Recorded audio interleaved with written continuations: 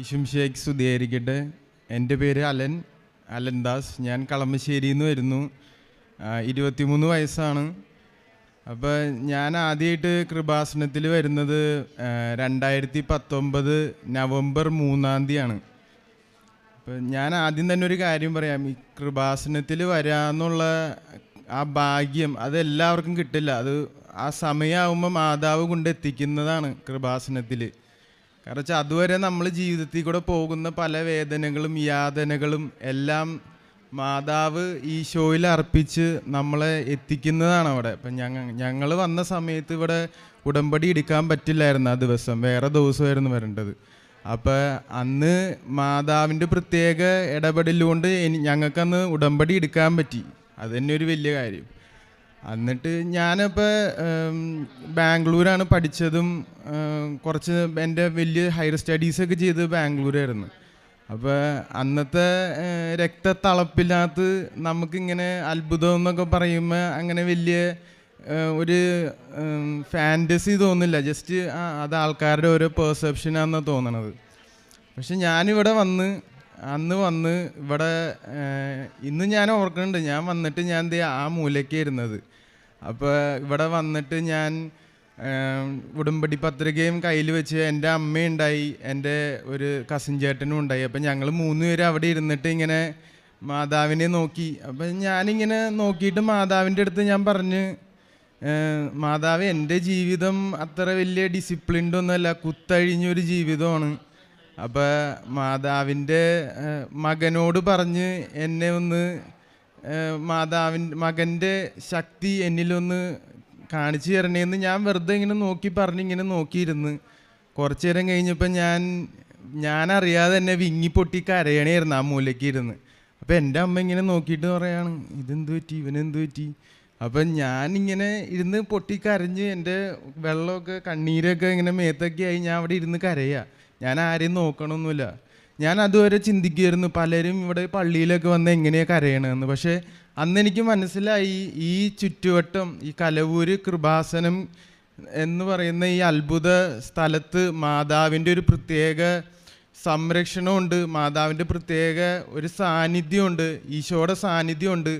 അപ്പോൾ വരുന്നവർ ബ്രോക്കണായിട്ടാണ് വരുന്നത്. അപ്പോൾ ബ്രോക്കണായിട്ട് വന്നവരെ ഇവിടുന്ന് മാതാവ് തൊട്ട് ഇങ്ങോട്ട് എടുത്തിട്ട് പിന്നെ ജീവിതത്തിൽ അത്ഭുതങ്ങളുടെ ഒരു വലിയൊരു നിലവറയായിരിക്കും നമ്മുടെ ജീവിതം. അപ്പോൾ ഞങ്ങളന്ന് 6 നിയോഗങ്ങളാണ് വെച്ചത്. അപ്പോൾ 6 നിയോഗങ്ങൾ നടന്നു.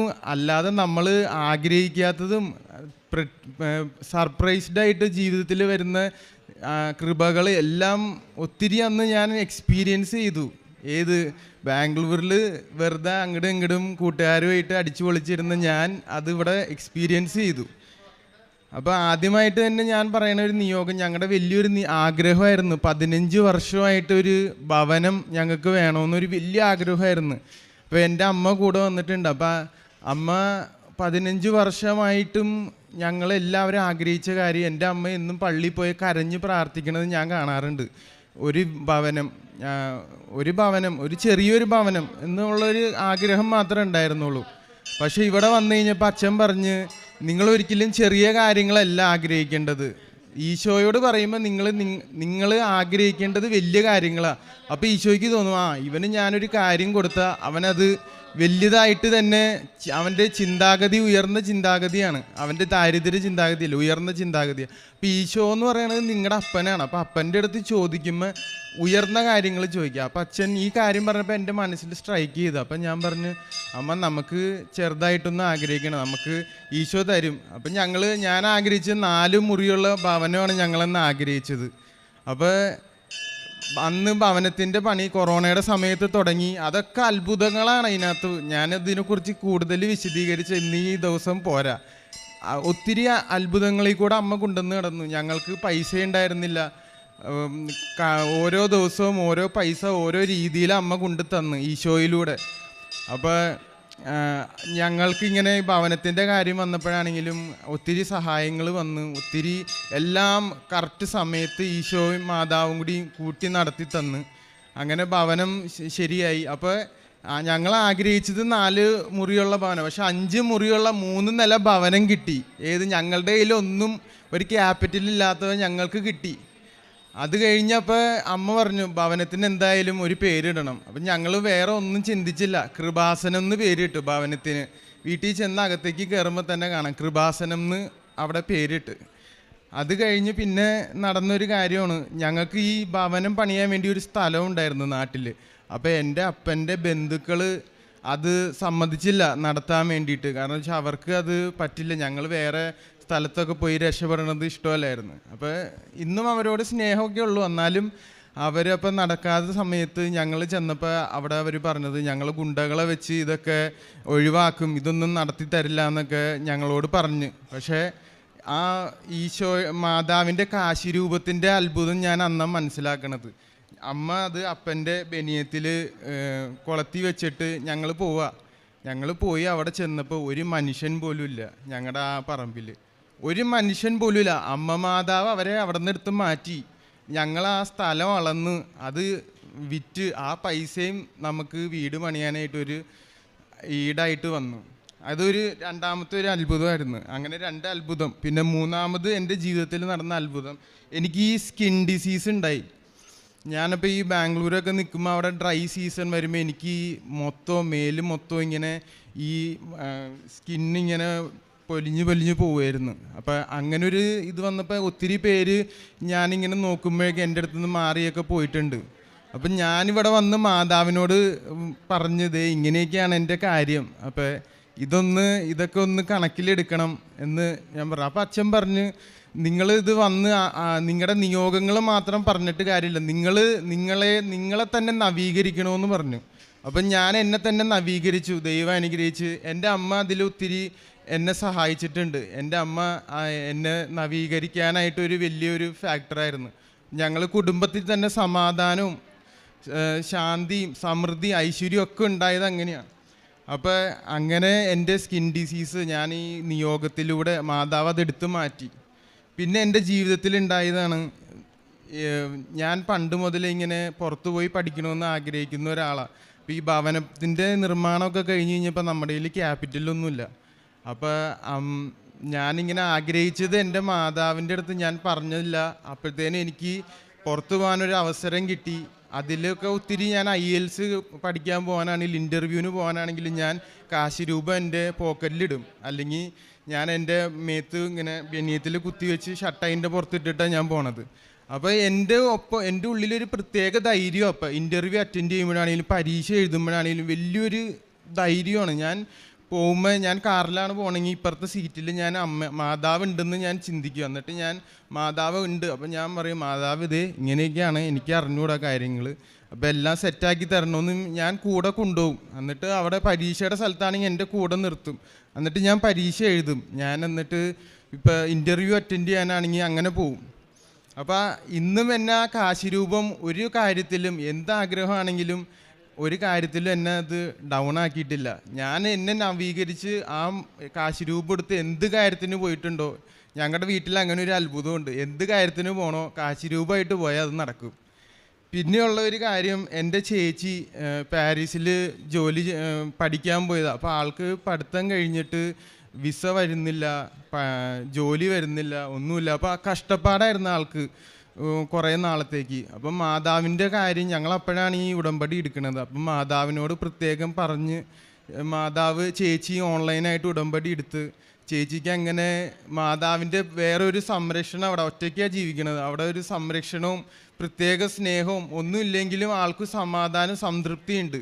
അത് കിട്ടിയത് ഈ ഉടമ്പടി എടുത്ത് മാതാവിനെ ഞങ്ങൾ അർപ്പിച്ച് ഞങ്ങളുടെ കുടുംബത്തെ തന്നെ മാതാവിൻ്റെ അടുത്ത് പറഞ്ഞ് ഈശോയ്ക്ക് കാനായിലെ കല്യാണ വിരുന്നിൽ മാതാവ് ആ സ്വാതന്ത്ര്യം വെച്ച് പറഞ്ഞില്ലേ, മകനെ ഇവർക്ക് വീഞ്ഞില്ല, ഇവരെ നീ സഹായിക്കണമെന്ന് പറഞ്ഞ പോലെ ഞങ്ങളെ സഹായിക്കണമെന്ന് പറയാൻ പറഞ്ഞു ഈശോയുടെ അടുത്ത്. അങ്ങനെ മാതാവ് അത് ചെയ്തു തന്നു. പിന്നെ ജീവിതത്തിലുണ്ടായ വേറൊരു കാര്യമാണ്, എൻ്റെ ഒരു കസിൻ ചേച്ചി, എനിക്ക് വലിയ ഇഷ്ടമുള്ള ഒരു ചേച്ചി, ഷിലു എന്ന് പറയും. അപ്പോൾ ചേച്ചിയുടെ പേര്. അപ്പോൾ ചേച്ചിക്ക് കല്യാണം ഉറക്കല്ല, ചേച്ചിക്ക് നല്ല ജോലിയും കാര്യങ്ങളൊക്കെ ഉണ്ട്. അപ്പം ഞാൻ അമ്മയുടെ അടുത്ത് പറയാം നമുക്ക് ആ ചേച്ചിയുടെ കാര്യം ഒന്ന് ഉടമ്പടിയിൽ വെക്കാം.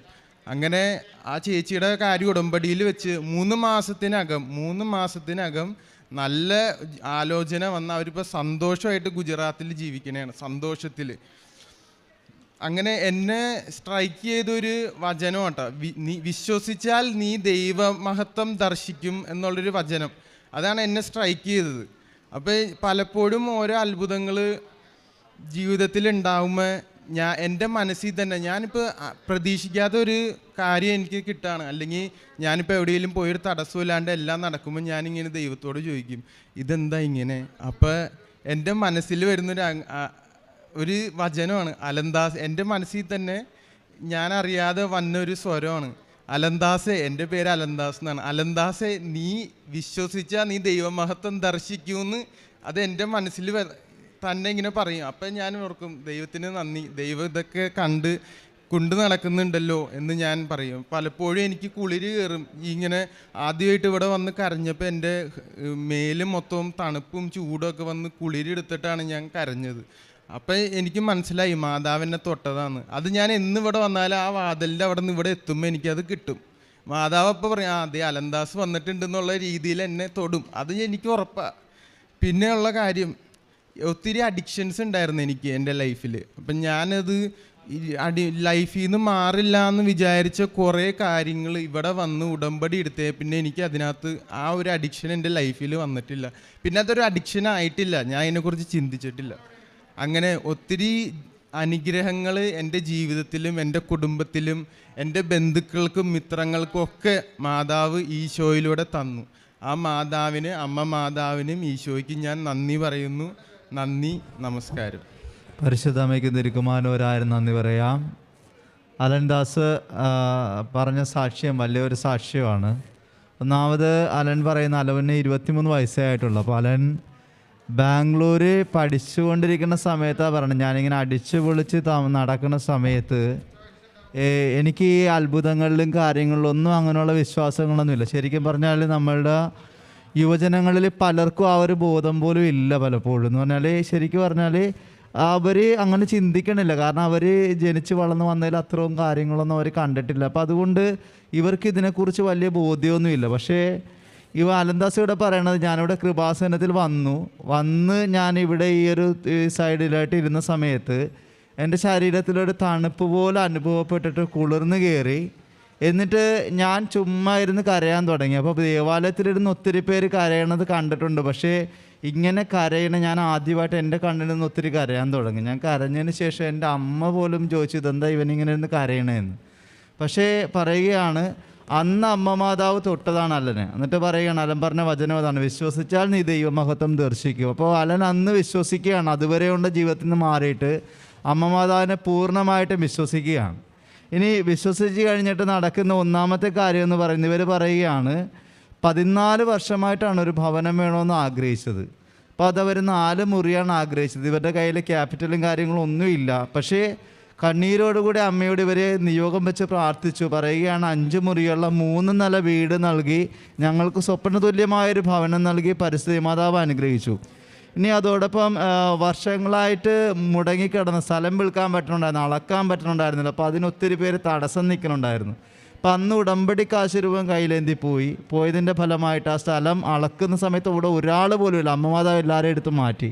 എന്നിട്ട് ആ സ്ഥലം അവിടെ വിൽക്കുവാനും ഭവനത്തിൻ്റെ പണിക്ക് അത് സഹായിക്കുകയും ചെയ്തു. പിന്നെ അലനുണ്ടായിരുന്ന സ്കിൻ ഡിസീസസ് അമ്മയോട് ഇവിടെ നിന്ന് പറഞ്ഞായിരുന്നു, എൻ്റെ കാര്യങ്ങളൊക്കെ ഇങ്ങനെയാണ്, അമ്മയൊന്ന് ഇടപെടണേ എന്ന്. അമ്മ മാതാവ് ഇടപെട്ടുകൊണ്ട് പൂർണ്ണമായിട്ടും ഉള്ള സൗഖ്യം നൽകി. പിന്നെ പറയുകയാണ്, അലനെ ഇംഗ്ലണ്ടിൽ പഠിക്കുവാനായിട്ട് പോകാനുള്ള അവസരം പരിസ്ഥിതി മാതാവ് കൊടുത്തു. സഹോദരി പാരീസിലായിരുന്നു. അവളുടെ ജോലി അവിടെ കൃത്യതയോടെ ആക്കുകയും മനസ്സമാധാനത്തോടെ ജീവിക്കുവാനുള്ള സന്തോഷം കൊടുത്ത് പരിസ്ഥിതി മാതാവ് അനുഗ്രഹിച്ചു. പിന്നെ ഒരു കസിൻ്റെ വിവാഹം വർഷങ്ങളായിട്ട് നടക്കുന്നുണ്ടായിരുന്നില്ല. അമ്മയോട് പറഞ്ഞുകൊണ്ട് ഉടമ്പടി ചെയ്ത് പ്രാർത്ഥിച്ചു. അപ്പോൾ അതും ആ വിവാഹവും പൂർണ്ണമായിട്ടും നടന്നു. അപ്പോൾ പിന്നെ പറയുകയാണ്, അമ്മ എപ്പോഴും ദേവാലയത്തിൽ പോയ ഒരു ഭവനത്തിന് വേണ്ടി എല്ലായ്പ്പോഴും കണ്ണ് നനഞ്ഞ് പ്രാർത്ഥിക്കാറുണ്ടായിരുന്നു. പക്ഷേ ഇവിടെ വന്നു അമ്മ മാതാവിൻ്റെ സന്നിധിയിൽ വന്നതിന് ശേഷമാണ് അമ്മ മാതാവ് ദൈവപിതാവിനോട് പറഞ്ഞ ആ കാര്യങ്ങളെല്ലാം സാധിച്ചു കൊടുക്കുന്നത്. അപ്പോൾ ഇവർ പ്രാർത്ഥിച്ച അങ്ങനെയാണ്, കാനായിലെ കല്യാണ വിരുന്നിൽ അമ്മ മാധ്യസ്ഥം വഹിച്ച പോലെ ഞങ്ങളുടെ കുടുംബത്തിന് മാധ്യസ്ഥം വഹിക്കണമേ എന്നുള്ള വലിയൊരു പ്രാർത്ഥന.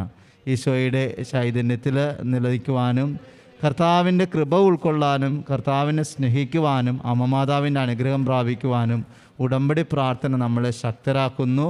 അലൻ്റെ വലിയൊരു സാക്ഷ്യമാണ്.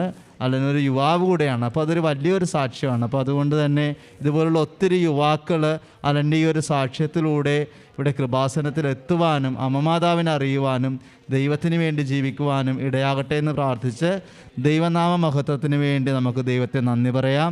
യേശുവേ ആരാധന, യേശുവേ സ്തുതി, യേശുവേ